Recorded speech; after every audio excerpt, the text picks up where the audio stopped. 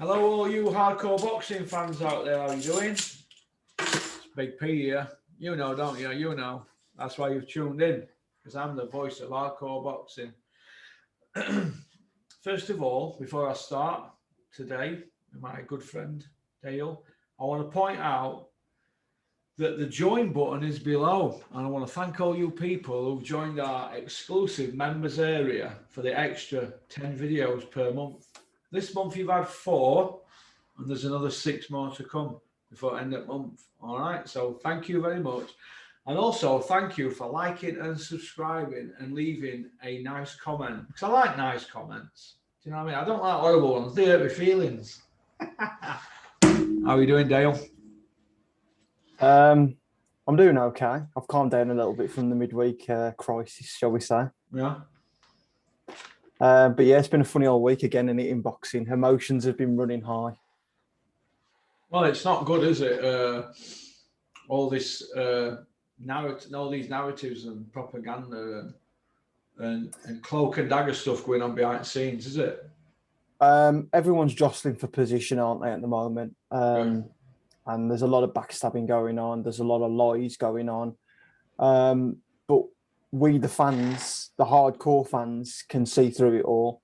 The one thing, usually I don't come on here too often. I'll come on, I'll show my face when I've got something worthy to say, I would say. But this week's really got me thinking. And I've actually put a little bit of a list together here of fighters who have gone abroad under Eddie Hill's watch and come up short.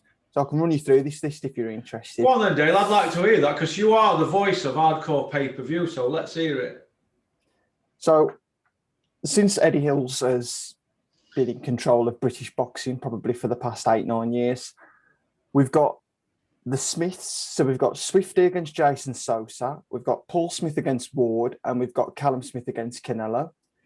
Lee Purdy against Devon Alexander and Saunagate, Billy Joe against Canelo, Joshua against Ruiz, Brian Rose against Andrade, Darren Barker against Stern, Gavin Rees against Adrian Broner, Jamie McDonnell against Nao Inoue, Martin Murray against Arthur Abraham, Nathan Cleverly against Badu Jack, Tony Bellew against Adonis Stevenson, Ricky Burns against Omar Figueroa, Scott Quigg against Oscar Valdez, Rocky Fielding against Canelo, Anthony Quadro against Lomachenko, Tommy Coyle against Chris Algieri, and Luke Campbell against Jorge Linares. So I was about to say, what about Nathan Cleverly against Fonfara? But I'm just putting, for example... It's just the fighter once. So that's 19 fighters there that has been shipped abroad, not on the Matchroom payroll, because they would have been getting their purse from elsewhere. Yeah. And they've been absolutely battered, bloodied and bruised. Of those 4 out of those 19 fighters went on to fight for a world title again after that. And only Joshua and Bellew won. And we know that Bellew's was for a vacant belt and Joshua's was in a rematch when everything was in his favour. Yeah. So at least 9 of those 19 fighters didn't even fight again or have any sort of meaningful fight after that. So my fighters are my family is a load of shit. He shipped them off and cashed them out when he's got nothing left to do with them on UK soil. Did you put Joshua in with that mix? He got bashed. But Joshua didn't. He wasn't thrown under the bus. He was there because he thought it was rich pickings against Ruiz, wasn't it? Correct. So basically, go on. None of these are close losses, are they? None of these are even close losses. A lot of them are one-sided beatdowns. Yeah. Does Eddie Hearn care for his fighters, Dale? What do you think? Well, I've just reeled off 19 fighters there who've been absolutely bashed up. They've come back. They've, over half of that list haven't even had a meaningful fight again or haven't even fought again after that. It's all right him saying, I'll set you up for life. But there's other examples. You've got Amir Khan, who went over and fought Crawford, and Kell Brook, who went over and fought Crawford. They actually had to leave Matchroom's promotions to go and do that deal because Eddie Hearn wouldn't even get on there, support them in that fight. James DeGale, he lost the purse bid for his world title fight in the vacant, so he had to go abroad and win it. But then he went over there and he got beat as well. Dave Allen, Tony Yoka. So there's plenty of examples, and this is just abroad. There's plenty on UK soil as well. We could all talk about the Golovkin for Kell Brook, Spence for Kell Brook. There's so many examples, and you can say that Eddie Hearn's presenting the opportunity to these fighters, but when they're going abroad and they're coming back and they're not even fighting again over half of that list, that tells me that he doesn't really care. They're just pieces of meat to him. Yeah, it's the Stephen Smith one were a bad one. He nearly lost his ear, didn't he? I've met Stephen Smith. He's a nice kid, him, but some of them were dangerous. The Lee Purdy one. I mean, Lee Purdy lives near him. I thought they were my fighters are my family. That was a bad one. There's a lot more than that as well. But the point I want to make is this man is a narcissist, right? And he wants to control everybody around him. He thinks that he's Dana White, but the thing is with Dana White, he's the law unto himself. With Eddie, there's other people that want to be like Eddie in boxing. You know, your Arons, your Kings, your Frank Warrens. You know, people like that. You know, I don't put Mick Hennessy in that bracket because Mick Hennessy don't make everything about him. Mick's not big on PR, as you guessed. But I just think that he gets out of it by saying, dare to be great. Oh, dare to be great. He who dares, Rodders. He who dares. He gives it all that. But these fighters know when they're going to get bashed up. They know. I mean, Billy Joe knew what was going to happen the other day, didn't he? He knew what was going to happen because fighting at wrong way, inactivity, not a big puncher. Previous fight, Martin Murray, couldn't budge him.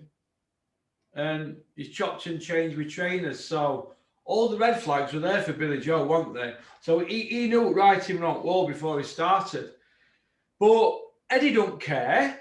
Once Canelo's all burnt out in about 6 or 7 years, he'll be on to the next one. And that's just the nature of the beast. It's like a guy up, I know, Peel's got a pig farm.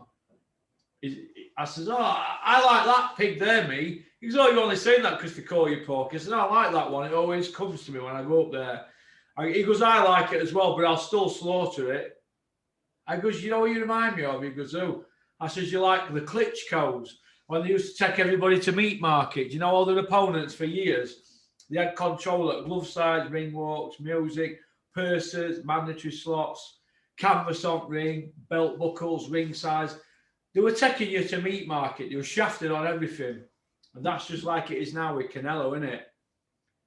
So, and Eddie's a bit like that. He's like a pig, a farmer trading in meat, like a pig farmer trading in pork. And he don't care. He's not in the ring getting punched. In 9 years, or 8 years, when he's 50, he's 8 years. In 8 years, Eddie's 50, right? All these who are around him now, they'll all be gone. And then in another 10 years after that, when he's 60, all that next batch will be gone. And he'll just keep going and going and going. He's not taking blows to the head. He's not getting punched. Well, he went to hospital with Billy Joe Saunders. You know why? I'll tell you why. Just because he knew he had to go back on plane with some people. That's the only reason I did it. For PR, mate. And then they put it out on social media. I'm at hospital here with Billy Joe. I care. My fighters are my family. I like my family. But they're not. It's not true, mate. It's definitely not true. I mean, we're looking at some of the opponents here. We've had Andre Ward, Canelo, Inoue, Lomachenko. I mean, these are pound for pound greats. These are Rocky Fielding. Canelo. Adrian Broner. I mean, is he like 4-weight world champion Broner? What's Gavin Rees doing in there with him? It is the slaughterhouse, as you coined the phrase around about a year ago when you did that video. It is the slaughterhouse. Ricky Burns in there with Omar Figueroa got absolutely bashed up and melted. Bellew against Stevenson, mate, he had to quit in the corner. Nathan Cleary against Badu Jack. Never fought again since. Lost his marbles. Jamie McDonnell against Inoue. It took him 4 years to announce his retirement after that. Barker against Stern. Well, let's not even talk about Darren Barker. I'm going to give him airtime on your channel. Brian Rose against Andrade. I got absolutely flogged. It's just Lee Purdy. I mean, the board were all over Hearn like Hills. Sorry, we're all over Hills like a rash after Saunagate with Lee Purdy. the fact that he collapsed out of a sauna the day before the fight to try and get the weight off. What you've just said there about Jamie McDonald, though, let me look at it like this. Do you know that everlasting gobstopper in Charlie and the Chocolate Factory? Well, Jamie McDonald had an everlasting whatever he'd had. He were up getting at this for 4 years. That's why he couldn't retire. And he just come down and thought, oh God, I need to retire because I've been up for 4 years. Go on, Jamie. Flying the flag for Doncaster Party Animals. But no, I see where you're coming from. And all the people around Eddie, you know, all the bean masons, they all know what's going on because they've been around game years. For example, did you hear that last night from Johnny the Company Man Nelson, where he said Virgil Hunter's got to be currently the world's best trainer in the sport of boxing at the moment, but yet Boazzi did 3.5 rounds with a guy that were 750 to 1 to win by a split. 750 to 1 to win on points. But yet Virgil Hunter's the best trainer in the world. Virgil Hunter's only had one world champion out of his whole career, and that were Andre Ward. And he went to Olympics and won gold. So if you don't win a world title with a guy who has won Olympic gold, you're no good anyway. So do you know what I mean? So look, mate, it all needs ripping up and starting again, mate. All these people, right, have got to look at themselves in the mirror and say, am I acting like a true man here? Am I a real man? Because all these people now, all they are bum lickers. Bum lickers, mate. For example, who would you say has got the tongue the furthest up MTK's arsehole? Spencer Fearon or Ben Davidson? Or Gareth A. Davis? Who? Or are they all stuck trying to get up one arsehole? Eh? Harsh words from Big P this morning, but it is a Sunday and I have got a hangover. The Sunday sermon. Talking of someone that you've just mentioned, and that's Ben Davison. I think this week, I mean, he's a puppet on a string, isn't he? Someone is pulling that man's strings. I mean, I don't even think he's as old as I am. And he's been pulled from pillar to post. And he started throwing Mark Tibbs under the bus. And I called this out on Twitter a few days ago. And I'm not going to mention it. I'll do what you say now. I'm not going to mention any names. But it did get a few people's backs up, of which since then the tweet has been removed. However, Mark Tibbs has been positioned now to ideally be thrown under the bus, and it doesn't sit well with me at all. Yeah. It doesn't sit well with me at all. Granted, the videos that have been fetched down online, it appears that the request has come directly from Mark. But for whatever reason, we don't know. At the end of the day, he's done great for Billy Joe. He's stuck it out over there, away from his family as well, for months on end, putting up with a Billy Joe Saunders training camp, which I can't imagine would be easy. What, every 5 months with living with Billy Joe Saunders? Oh, it'd be great, that, wouldn't it? Waking up with somebody's shit in your pillowcase or pissed in your milkshake. That'd be great, that, wouldn't it? To have Ben... Go on, sorry. And then to have Ben Davison turn up on fight week and stick his face everywhere and then start pinning the blame on you. It's enough to make a man want to walk away from this rotten sport. And if Mark hadn't committed his life through over 100 amateur and professional bouts combined through his career and lived and breathed this sport around his dad his whole life, I wouldn't blame that man from walking away from this sport right now. Well, he's said he don't want to train Daniel DeBar. So he obviously he might be taking a break. We don't know. But I saw the video that he came out with last night. Somebody sent me it, where it was a 2-minute video of him just explaining that what had gone on. And look, if you were to put these people right in the dock and charge them, we say telling lies, and we've got to find out who's the liar out of the three? What would the public say? Who would the public say is lying out of Ben Davidson and Mark Tibbs? Who do you think? It's Ben, because there's too many inconsistencies in his story. Yeah. Yeah, it is. We as the consumer, we as the fan, we as the armchair pundit, whatever you want to call it, we're being told something completely different to what we saw before our eyeballs. We saw in that corner a man sloped in his chair, shaking his head, and then we've got Ben Davidson coming out saying that he was begging to continue.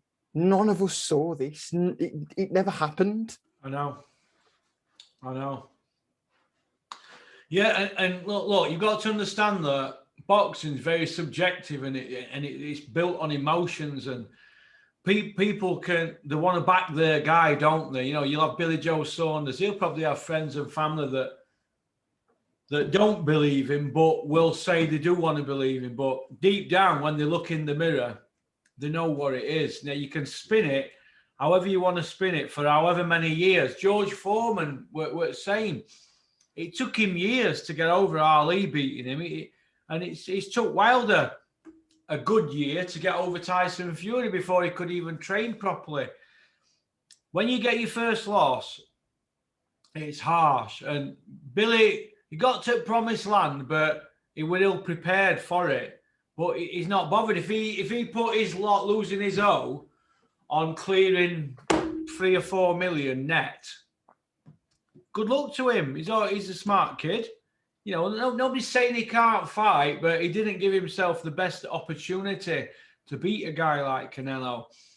But hold your hands up and say, look, I got beat. I got caught with a massive shot, and my face didn't feel right. And, you know, I told my trainer I couldn't see out my eye and all that. And to be honest with you, his eye didn't look that bad, really. I've seen a lot worse. Have you? 100%. Yeah, I've seen worse. We've seen worse over the years. One point I'd like to say is that I made in the week, and that was that a fighter being pulled out by his corner that wanted to continue, look at the difference. Deontay Wilder, and then look at Billy Joe Saunders and the reaction. They are two worlds apart right there in their reactions. That tells you one wanted to continue and one other didn't. And another thing I'd want to make a comparison on is the fact that Owara Davis, before he fought Josh Taylor, was perceived as the bad guy, and everybody in boxing pretty much resented this bloke. Yeah. He was a bit of a prick, to be honest. But he lost. He took his L, and he come out on IFL and admitted that he quit. And since then, he's got a lot of respect from the hardcore. And this guy now is pretty much held up as not necessarily a beacon, but people respect this guy now. And people say, you know what, at the end of the day, he took his L, he admitted that he quit, and let's move on. And he's had some decent wins since then, some controversial, some not. If Billy Joe Saunders has to come out after this fight and just held his hands up, been completely honest and said, you know what, I got beat by a pound for pound great. And yeah, I did quit. And yeah, I did quit. And he would get so much more respect than what is going on right now. Do you think that Billy Joe Saunders will ever do an interview about this because he's been, or do you think he's gone missing for a couple of weeks to say, you know, I've had all these eye problems and all that, and I'm back now? And do you think he might come back and be humble, or do you think he might come back and just be a little monster? No, he'll definitely do an interview at some point. I'd imagine that Coogan will get the exclusive, and then probably Phelps down the line after that. It'll be very carefully put together. It'll be sat down. Everything will be scripted out in front of them. The questions, everything, and the agenda, the narrative, everything that they're going to push, it'll all be predetermined. They'll sit down for probably half a day in Billy Joe's stables or whatever, and then they'll pick out the best sort of takes, put it all together, and that's what you'll be getting. Mm. And you'll get one interview, and it'll get nipped in the bud, and that is it. IFL say that they get access and they put the best content out, and they have done well over years. When Callum Smith were having his stitches in the dressing room after the Canelo fight, and he had his arm all swollen up, IFL was sticking cameras in his face, right? We haven't seen anything with Billy Joe. Nobody's gone near him. And what I'm cheesed off about, there's 57 videos on IFL, 57 regarding Dubois quitting. They went everywhere with his quit story. This one with Billy Joe, there's not one quick video up, and they wheeled out Anthony Ogogo to talk about eye injuries. Do you think that that narrative is being pushed by MTK, Billy Joe Saunders' team? Absolutely. No doubt about it. The contingency plan's been in place probably all week. The fact that they knew, probably not that Saunders was going to quit, because you can never foresee that, but the fact that he was going to lose was a very likely possibility. So that, like I say, the contingency plan was in place. They already had these blokes or whoever lined up to come out and defend Billy Joe Saunders and say he was brave, he was gutsy, the usual Bean sort of stuff. What do you think about people who came out saying he didn't quit? They remain nameless, but we know who they are. And then we've got people not saying a word. People who were out there in Dallas, not even putting anything out on their channels and or doing any interviews or tweets, or your Macklins, Bellew, Johnny Nelson, people like that. Bean's not said anything. The silence is golden, isn't it? What do you think? We'd have, obviously, you have the diehards who are Team Billy coming out saying he didn't quit because they know they have to come out and say that. But do you feel that these people, like, we've been trying to get Tony Bellew to disappear for over 3 years, haven't we? Well, he's finally disappeared, hasn't he? He's not saying anything, is he? Oh, he was on Soccer AM yesterday, wasn't he? Oh, God. Well, I think it's been a little bit blown out of proportion, out of control, whatever you want to call it. I think deep down, I don't really care whether Saunders quit or not. I really don't. And I don't think the vast majority of hardcore boxing do either. I think what's actually going on here is all these media outlets who've got access and have had access for years, Seconds Out, IFL, Behind the Gloves, namely the last two, most importantly. Those two are the main ones, really. And it's the fact that the lies and the narrative that they've been driving, the fact that they were all quick off the mark to throw Dubois' name, drag it across the coals, but the consistency wasn't there when it happened with Saunders, and that's the issue here. It's nothing to do with Saunders quitting or not. I couldn't care less. I'm not the one getting in the ring with Canelo, but what I can control is that I'd be someone who'd be giving a consistent opinion.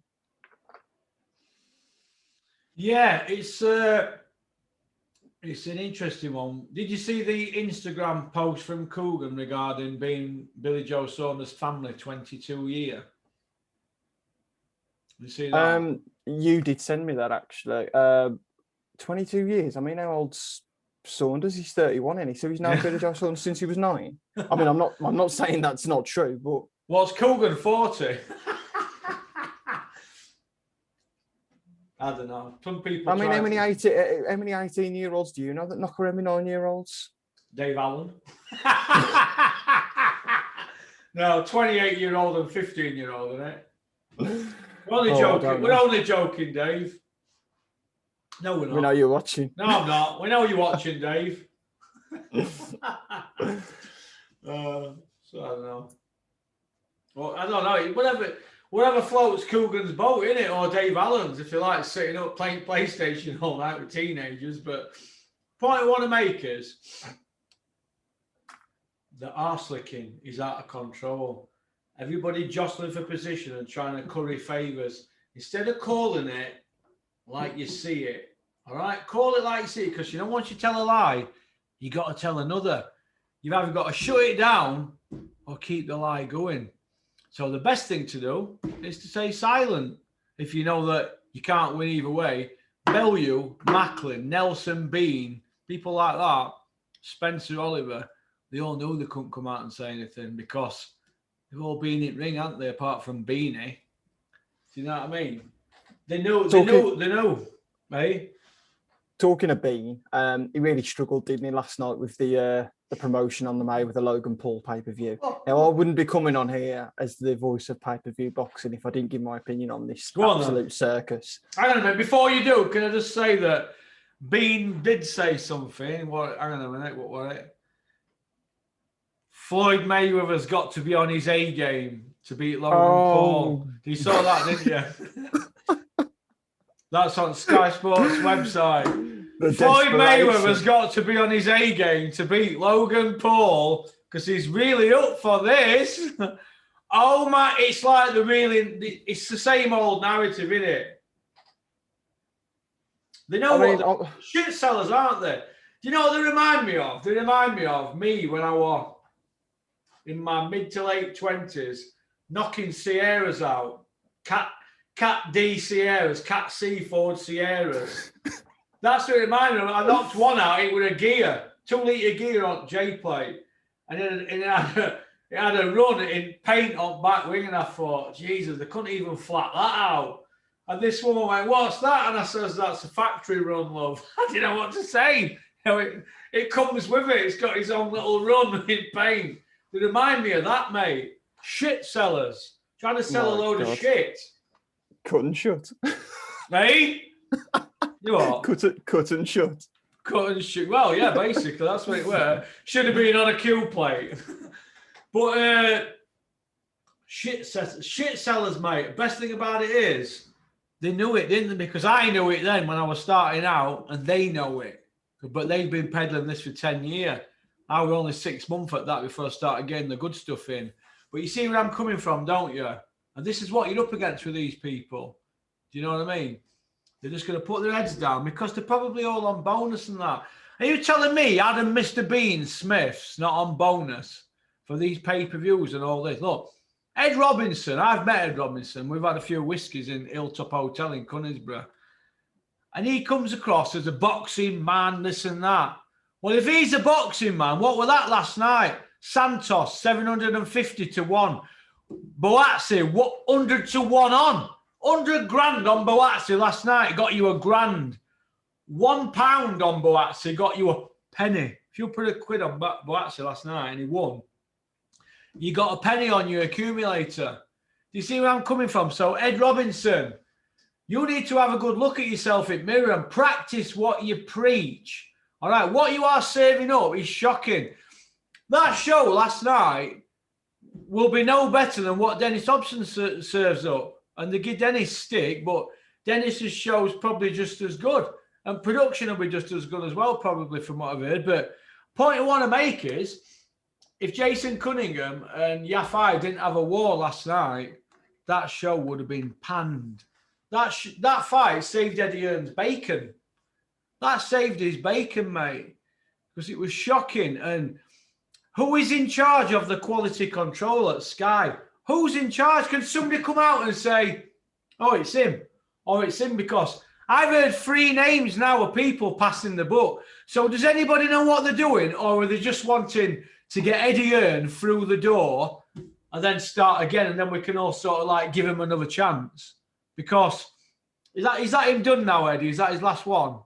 He's got one left, I think. One more, is it? July Newcastle, isn't it? Yeah. So they just got one more with him, and then that's it. Right, well, that's all right, isn't it? But if they're going to continue with boxing, there's got to be a quality of control, because if not, who is signing off on these fights? For example, if you work for a boxing promotion, you'll give them a list of fights and you can say, right, spoke to these people here. They say they'll fight your fighters. Their managers say they'll fight. What do you think? The boxing promoter will go, yeah. Oh, that won't get passed. That won't get passed. I don't know about that. Oh, that shouldn't be for a belt, vacant belt. That's an eliminator. They go through it all. Yeah, that's a good fight, that in. Who's doing that at Sky when Eddie Hearn says to him, matchmaker's done his job. Here's the 8 fights for this show. He gives it to the certain person at Sky. They all look at it and they go, yeah. It's a bit like in the 70s when they made the Austin Allegro, near where you live, innit? They made it, didn't they? Is it down your way? Is it in the Midlands or somewhere? The Austin Allegro. Remember that, don't you? No. And you heard of the Austin Mini Metro? No. Mini Metro, yeah. Yeah, well, years ago, they used to have an Austin Allegro, right? And it had a square steering wheel, so you can see somebody. You can imagine them all sat around the boardroom with a sheet of paper and somebody saying, I propose we do a square steering wheel on this year's Austin Allegro. Now, somebody at the quality control at Austin would have gone, oh, British Leyland would have gone, square. Yeah. I'll second that, Mr. Chairman. And they made an Austin Allegro with a square steering wheel. My mate Dougie had one. Vanden Pla, I think it was brown. Right, Austin Allegro, his first car, I think. Or anyway, square steering wheel. So somebody signed off on it. So who is signing off on these Sky shows? Who's doing it? Who? I mean, my hope is that once Hills is pissed off, that in terms of UK content, what are we going to get? Are MTK going to be taking the dates? It seems likely. It seems likely to me. It seems likely to me because they haven't got a TV deal. A lot of their shows go out on YouTube, mainly through IFL. But my hope is that Sky might actually start to show a little bit more international content now as well, because they haven't really dipped their toe into the water at all for a good 3 years now on a regular basis. So without regular dates, unless they pull away from boxing altogether, but I can't see that being the case because they've still got Joshua and White on the box office platform. But will Eddie Hearn still be using the box office platform? We don't know. I won't put it past Eddie Hearn, right? Still being involved at Sky, but for only pay-per-view. I wouldn't, honestly. I think so too. Listen, mate, he's got more faces than Steffi Bull, mate. So you won't put it past him, would you? He's a master manipulator, Eddie. So you won't put it past him playing them all off each other, would you? I wouldn't. You wouldn't, would you? He's like a man with a wife for every day of the week, isn't he? Well, I'm just having a look at something. So it's 340 days now since Fury Joshua, the 2-fight deal. It's agreed, all this, all that. 340 days and still no announcement. We read online the other day that Fury, Wilder, legal negotiations is almost at an end now. Is that the holdup? Almost at an end. Well, almost at an end. It didn't take this long for Glazers to buy Man United. Didn't it? £1 billion club. So he fought Wilder in February 2020. Since then, he hasn't fought. He's still not defended a belt. He's defended a Commonwealth belt once in his career, Tyson Fury, against Nevin Pajkic. Like we say, 340 days since they announced the 2-fight deal was done. The contracts were agreed, and we've still got no announcement. Is this fight going to happen? No, I don't think it happens at all. No. I always go opposite way, don't I? If it happens, I got it wrong, but I just don't think it does. I think there's too much rubbish around it. Look, Tyson Fury's been out of the ring 15 months. He ain't even got a date for a new fight. He's walking around with two. He looks like he's got two footballs stuck to the bottom of his back, doesn't he? Have you seen him? You seen him walking about? What's going on there? Need a meat cleaver. Hey, he's got his arse above his arse. What's all that about? He's not in training, him. Drinking alcohol and all that. What's all that about? But he's a master manipulator as well, so I won't put it past him just doing it to beat news. So, look, I'm past caring, to be honest with that fight. I hardly mention it now. It's when it were mentioned, all these next door, all these who work at car place and that, and all valet lads and that, they never even mentioned anything to me. But for the last 11 months, they keep coming up to every time there's any news. And then when we had this big 14th of August announcement, hey, they knew about it, but nobody mentioned it because nobody believes anything no more, do they, what we're being told? It's just rubbish, isn't it? That's what I think, anyway. I have heard off a very solid source, Porky, that we're looking at £40 pay-per-view for this. Solid source, is that HP sauce, tutti frutti or tangy fruity? Or daddies? Yeah, it's Heinz, actually. Aye, tomato. So you've heard of some guy, your guy, I know what you're on about, yeah. Oh, well, you were right before, wasn't it? Yeah, but who was the one who got it right about the 25 quid? Big P. Big P, you know that, don't you? When I put that out, everybody said, Porky, you're a hater. But other people said after our proof, right, Porky, please don't leave YouTube. And I know that they did the previous, the Logan Paul KSI was only a tenner, but this Mayweather one, it's going to be 20 quid. What, Mayweather? Right, Logan this Paul. is how I look at it, right? What has happened to Sky Sports when's this fight happening? It's June. It's for 3 weeks, isn't it? June. This is so Eddie Hearn will get a slice of that because it's on his watch, isn't it? Yep. So Eddie and Sky are putting on Floyd Mayweather, who's 44, is he? 44, isn't he, in his 45th year. 45th guy in his 45th year, been out at ring years. He's getting yet another pay-per-view against a non-boxer. And they want the British fans to pay 20 quid for it because that's entertainment. It's like I was listening to that in the car on my way this morning, the Jam. And I was thinking about Bean saying it's entertainment. It sounds like Paul Weller, doesn't it? Bean! Run have been, could have been, should have been, never been. Baked bean. Creepy bean. Beans on toast. Green beans. Beanie. Rumpelstiltskin. We're on to you. And your laptop into the nearest police station. No, look, mate. What? You like that one when I do Bean? Oh, well. You love it when I go into Bean mode, don't you? We terrorise Bean on here. Is it cyberbullying? I don't know what it is. Maybe all this cyberbullying I get, maybe it's turning me into a Bean bullier. I don't know, but I just look at him and I just think he's the Dennis Nielsen of boxing. You know, I'm telling you, Jack Regan needs to go around and check in Bean's basement, mate. Because there could be people could be struck. There could be Lord Lucan and lot in there, couldn't there? You just don't know, do you? With Bean, he's capable of anything. He's a scary man. He's a scary man, and that comb over he's got going. Do you know what? Listen, I shouldn't say this, right? But you know, Bean, right? Spray stuff on his scalp. You know, like a spray after he's put his comb over on, and you know we got it off. Eddie Hills spray stuff on it. It takes him ages to do his hair, you know. He's got to pull it. Listen, mate, just do what I do.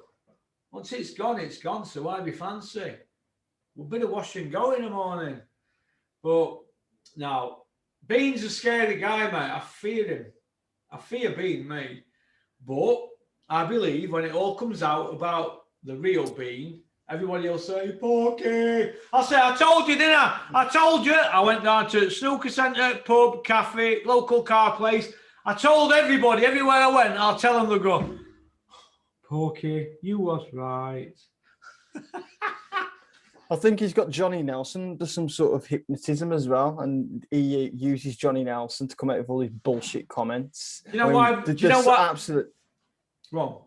There's some absolute belters over the years, isn't there? Obviously the classics of Bellew, technically better than Usyk, and Tennyson would ice Tank Davis and Mayweather and McGregor. If it comes down to fitness, then McGregor's going to win. And what about Takham, George Foreman and Holyfield rolled into one?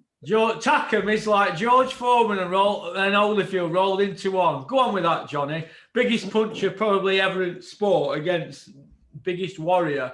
I've got Takham there, not won a belt.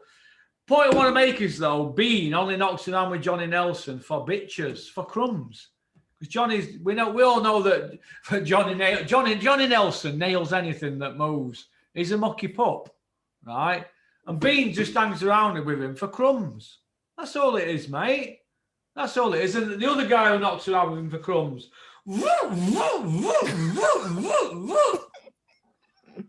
Spencer Oliver. Come see me. Jug ears. The Omen. The Omen. The fucking owes me. Pay your slate, Spencer. Like your big mate from up north. He needs to get his slate paid. No, point I want to make is it's a cesspit of grown men. These are grown men. These are grown men acting out their fantasies.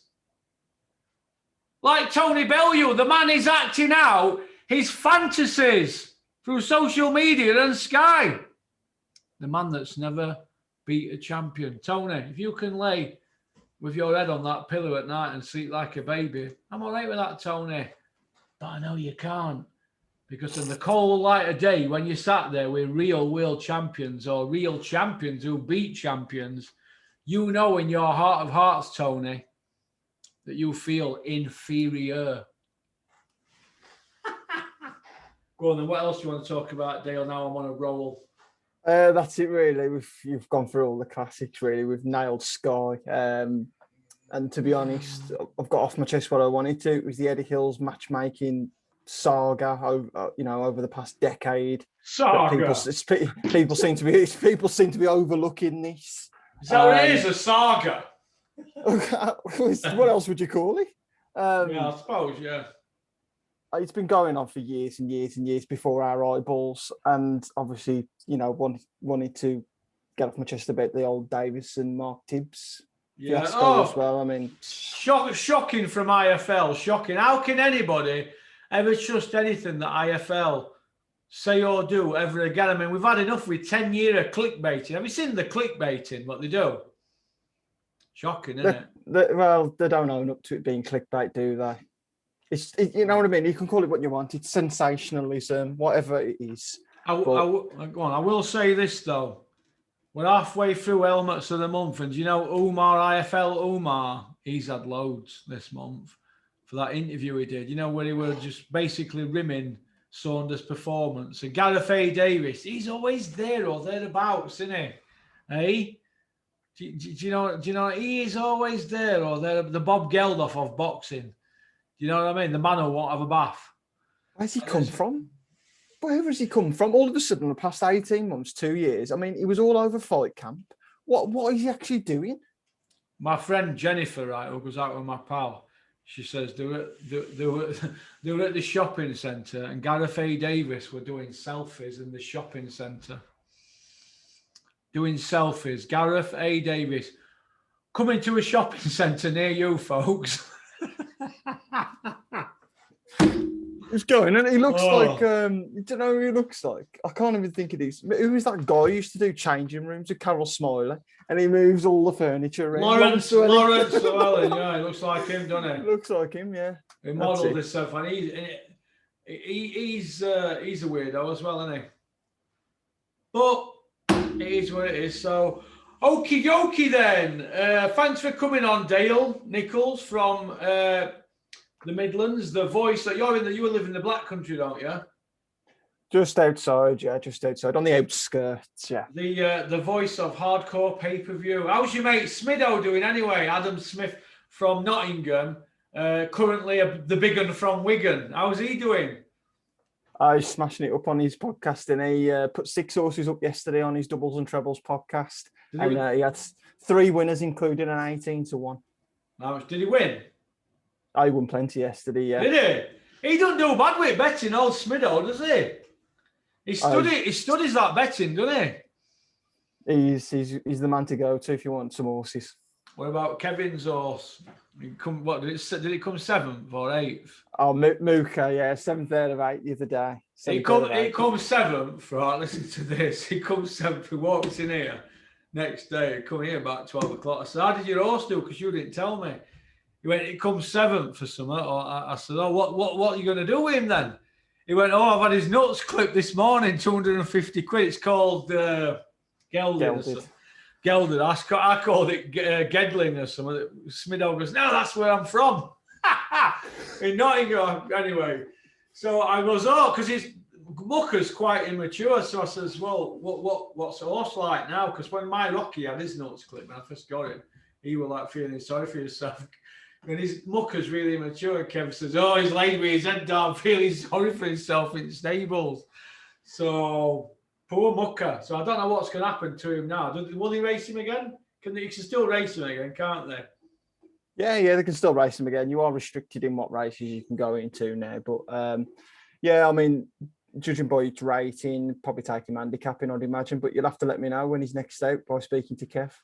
Yeah, there's another 16 horses, but I'm only interested in that mucker because I think I like his story, you know, because we in being a baby and in wrecking that his first race when he 40 to 1. I think yeah, Mm. it started out really enthusiastic, but I don't know, he's probably turned into a delinquent since, you know, if he were a human being, he'd have been sent to Borstal, I think. He's badly behaved.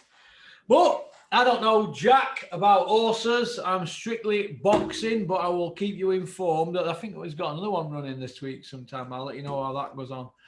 But thanks for coming on. What you got planned for today, Dale? Are you going to take your focus for Wesh? Yeah, maybe I'm going to give it a bit of a clean actually. But now I've got tonight. I've got my own football podcast going tonight at 8 o'clock. So Is that your own football podcast mug, Dale? it is, yeah. We've You got some little, mugs. We love the merch. We love the you, merch. I've got some t-shirts as well. you've been a little weirdo, man, with your mugs. I'm still waiting for my Porky mug.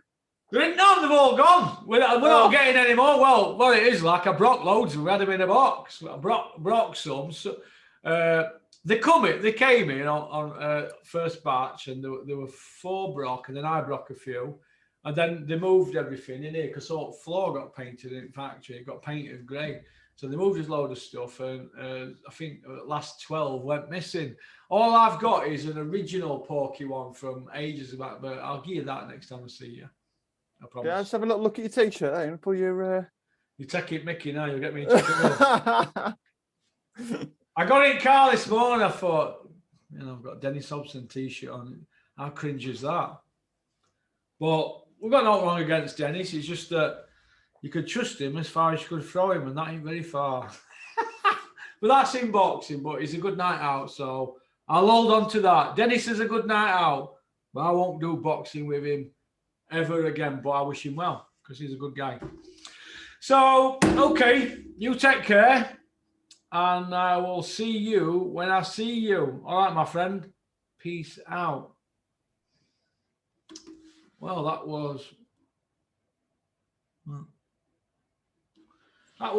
my good friend Dale Nichols getting me into trouble for wearing a Dennis Hobson t-shirt. When I get my new car, I'm going to cut it up. Polished car with it. No, not really. Not bad t-shirts, actually. Not bad. Pity they ain't got no fighters to go with good t-shirts, innit? I'm ruthless, aren't I? Ruthless. Morning, Den. All right. I think that's about it, really. We've done an hour, haven't we? More or less, just under. I'll probably get this out straight away today, but the main video is out today at 6 p.m. It's the Peter De Freitas interview. It's his second ever interview. He's the guy that managed Nigel Benn, and he has a lot to say about the current state of play. Explosive is an understatement, what this man's going to come out with. We're talking Frank Warren, Don King, Barry Hearn, Eddie Hearn, MTK, Ambrose Mendy. That's a good story. Lou Gent, Lenny McLean, Essex Boys, the full lot. Carlton Leach, all of it. Nigel Benn, Conor Benn. Ooh, that's explosive. That's going to be out today at 6 p.m. He's a great guy, Peter De Freitas. I like him. He's all right. And I wish him all the best. He's not very well at the moment. So big shout out to Peter De Freitas.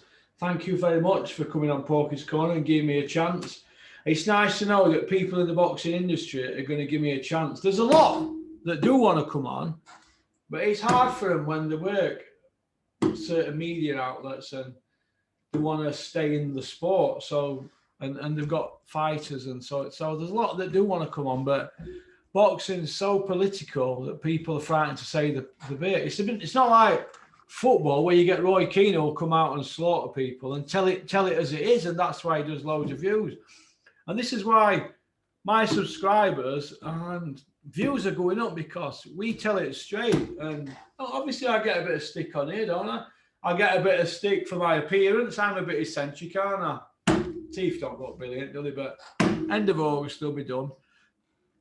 Third time lucky with my flight, so I'm looking forward to that. Well, I'm not looking forward to pain, but big shout out Cosmetic Beach in Turkey, Michelle Hudson. Hope you're well, Michelle. Nice to speak to you yesterday. Looking forward to coming out there. I might even do some filming out there every day about boxing while I'm having the treatment. Hopefully, my friend Frank from Bury is going to be coming out with me for a week. Give me a ring, Frank. Get you booked in. They can get you in that week with me, Frank. So, because you're not having as much done as me, I need a lot of work done. So I'll get them all done, and then I'll probably get them knocked out again. So I think that's about it, really. But look, we say it as it is on here. We're not frightened of anybody. Nobody's going to bully me or tell me what I can and can't do with this channel. So people know if they're on here, they have to get with the program or jog on, because I'm not really bothered about anybody's feelings whatsoever. If you're prepared to put yourself out there and come out with rubbish and utter bullshit, I will hunt you down and name you on here. All right. Isn't that right, Steffi Bull? I know you're watching, Steffi. Telling people you're on Terry Harper's account on Twitter. Then when you put a tweet out that's awful and vile, you're trying to make out it ain't you. Well, get Terry Harper to come out and apologise, Steffi. That's all you've got to do. Tell her to come out and do a video and apologise. But the silence is golden, isn't it, Steffi? So what you've got to remember, Steffi, is once you tell a lie, you've got to tell another, or you've got to shut it down or stay silent. All right? Peace out. Don't have nightmares.